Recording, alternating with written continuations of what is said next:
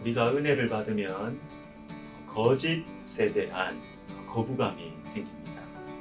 하나님과의 인격적인 관계, 즉 그냥 이런저런 규칙들을 지키는 것이 신앙생활의 핵심이 아니라, 또는 기적을 한번 체험하는 것에서 멈추는 것이 아니라, 하나님께서 나에게 말씀하신다는 사실을 알고 나의 기도를 주님께서 들으시고 나의 모든 삶과 생각을 하나님께서 아신다는 것이 믿어질 때 나타나는 변화된 모습은 거짓에 대한 거부감입니다. 거짓말이 꺼려지기 시작해 거짓된 행동이 부대낍니다.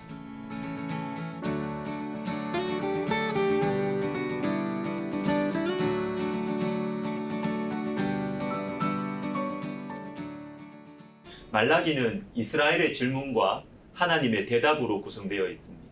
하나님께서 드러내시는 인생들의 질문은 속으로 감추고 있는 하나님에 대한 불신과 의심이죠. 이 속마음을 드러내는 것입니다.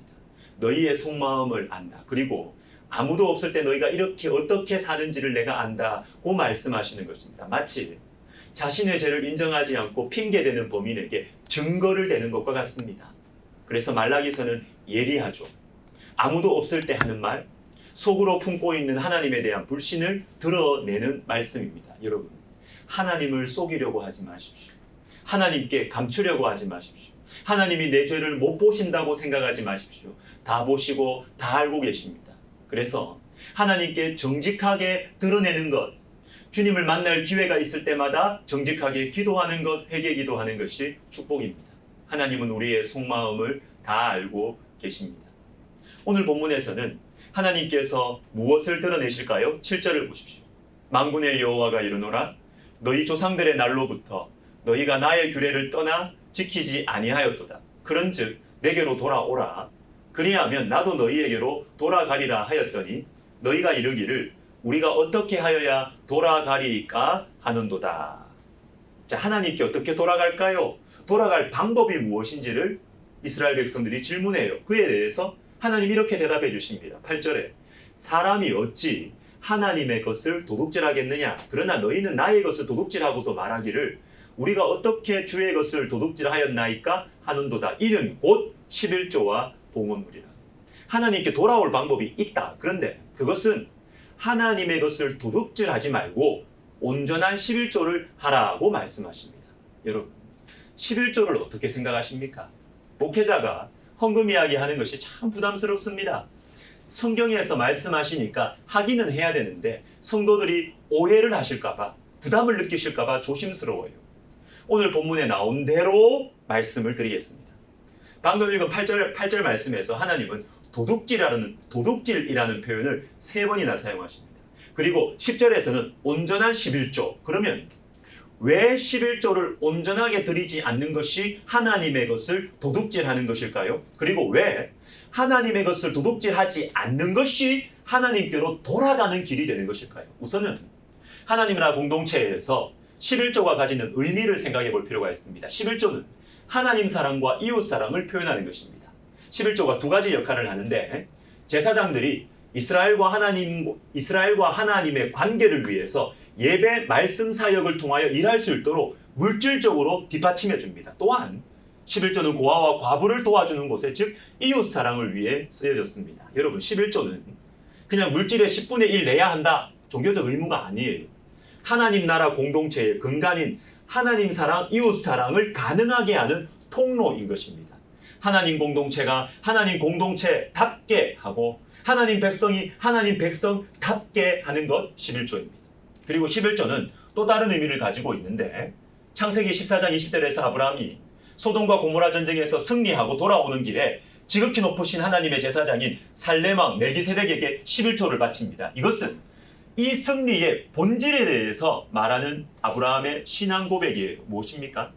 내가 잘 싸워가지고 우리 군사들이 훌륭해서 이 재물 얻고 승리한 것이 아니고 하나님께서 주셨다는 것입니다. 즉 11조는 하나님의 은혜로 나는 살아갑니다 라는 것을 고백하는 거예요. 그런데 말라기 당시 하나님 백성들은 11조를 제대로 하지 않았어요. 온전하게 하지 않았어요. 형편이 어려워서 그랬기도 했겠지만 더 심각한 이유는 다음 단락인 3장 14절 15절에 나오는 것처럼 하나님을 경외하며 살아가는 것이 안 좋아 보였던 거죠.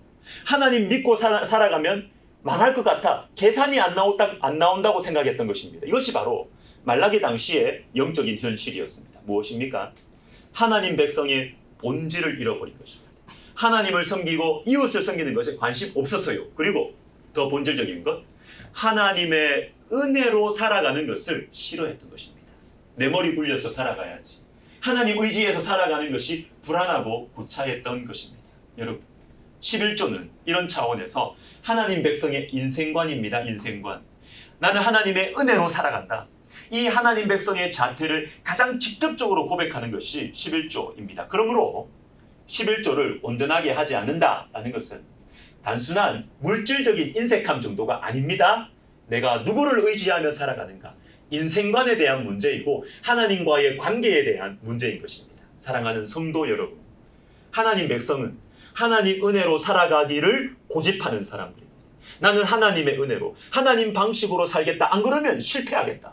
하나님 은혜가 아니면 안 먹겠다. 이것이 하나님 백성의 인생관이고 거룩한 고집입니다. 바보처럼 보여도 나와 우리 가정과 우리 교회는 하나님의 은혜로 살아가겠다는 이 거룩한 고집이 하나님 백성의 본질이에요. 그래서 하나님 백성들은 소득의 10분의 1을 드리면서 이렇게 고백하는 거죠. 주님, 제 인생 전체가 당신의 것입니다. 저는 당신의 은혜만으로 살아가는 사람입니다. 이 고백이 저와 여러분들의 삶과 가정과 사역의 현장 가운데 떠나지 않기를 주님의 이름으로 축복합니다. 기도하겠습니다. 하나님, 하나님의 은혜로 살아가는 인생임을 고백합니다. 그리고 이 신앙 고백으로 우리가 온전한 11조를 하는 하나님 백성 되게 하여 주옵소서. 예수님의 이름으로 기도하옵나이다. 아멘.